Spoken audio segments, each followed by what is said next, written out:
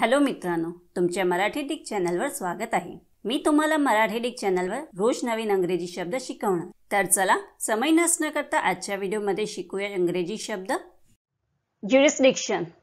ज्युरिस्डिक्शनचा मराठीत अर्थ अधिकार क्षेत्र, कोर्टाची हुकमत, कोर्टाचे अधिकार क्षेत्र, अखत्यारी, अधिकार कक्ष किंवा कायदेशीर अधिकार होत आहे।